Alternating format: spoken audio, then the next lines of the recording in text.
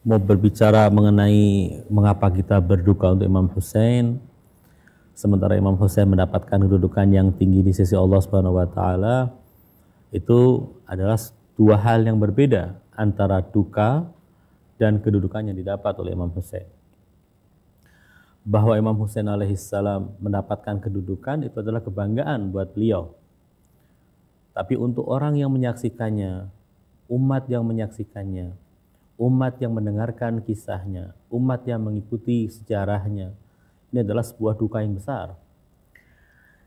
Karena yang terjadi pada peristiwa Asyura di Karbala tahun 61 Hijriah itu bukan hanya sebuah pembunuhan, tetapi sebuah tragedi yang tidak pernah ada bandingannya dalam sejarah umat manusia. Yang pertama. Yang kedua, bahwa peristiwa yang terjadi di Karbala itu memunculkan sebuah fenomena yang paling puncak dari kebengisan, kezaliman, dan kekufuran melawan kebersihan, kesucian, keimanan, dan kesalehan. Puncak dari kedua ini berada di dua kubu yang berlawanan. Lalu kita menyaksikan bahwa kubu kebenaran di situ dihina, dinistakan, diinjak-injak, dan kemudian juga orang-orang yang mementaskan kebenaran dibunuh dengan cara yang seperti itu. Tentunya hal ini menimbulkan duka yang sangat dalam bagi kita.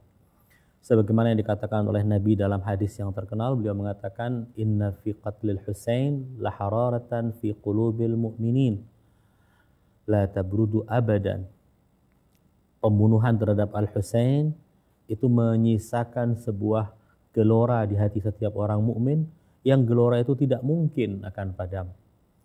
Jadi gelora itu muncul bukan hanya karena kesedihan, karena sebuah peristiwa yang menimpa Imam Hussein saja, tetapi kesedihan itulah yang kemudian menjadi motor penggerak bagi orang-orang yang memperingatinya untuk berada di jalan Imam Hussein alaihissalam. Masalah air mata, kesedihan itu banyak sekali klasifikasinya. Tapi yang dituntut dari kesedihan itu adalah kesedihan untuk Imam Hussein yang kemudian mendorong kita bergerak untuk mengikuti, meneladani, dan memperjuangkan jalan Imam Hussein alaihissalam. Jadi jangan hanya berhenti sampai di situ saja. Dan masalah untuk Imam Hussein sendiri, kedudukan yang tinggi didapatkan itu adalah untuk beliau.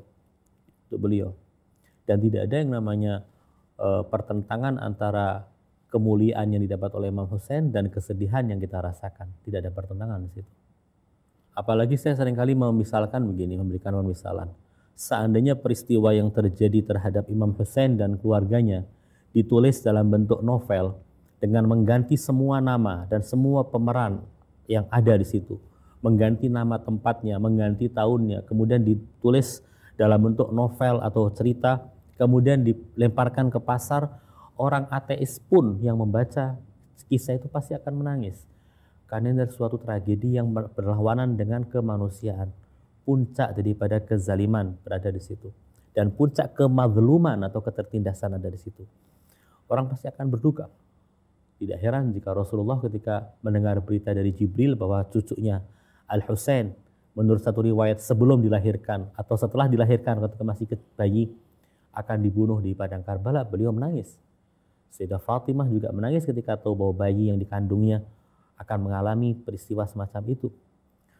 Dan banyak sekali riwayat-riwayat yang menyebutkan bahwa Rasulullah sangat sedih terhadap apa yang bakal menimpa Imam Hussein.